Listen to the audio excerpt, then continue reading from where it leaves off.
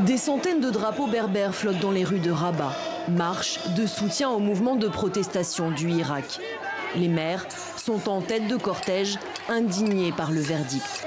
Le 26 juin dernier, la justice marocaine a condamné 53 activistes du noyau dur du Irak à des peines allant de 1 à 20 ans de prison. Le chef de file du mouvement, Nasser Zefzafi, et 3 de ses compagnons ont écopé du maximum. C'est une tragédie. Quand j'ai entendu le verdict, je me suis senti mal. Cet homme a fait ce que personne d'autre n'a fait auparavant et je suis fière de lui.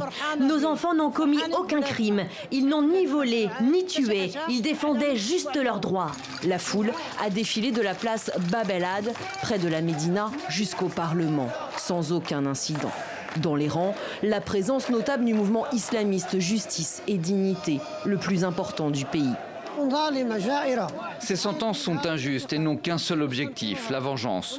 Nous les déplorons et les dénonçons.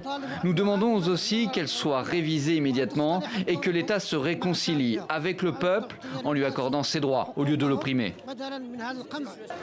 Entre 2016 et 2017, la région du Rif, dans le nord du pays, avait été agitée par un mouvement de contestation. Après la mort d'un vendeur de poissons qui s'opposait à la saisie de sa marchandise. Au fil des mois, la protestation a pris une tournure sociale et très politique. Nous vivons une crise politique, économique et sociale. Nous l'avons toujours dit et le répétons aujourd'hui. L'avancée du pays commencera avec la libération des détenus du Rif et des autres régions.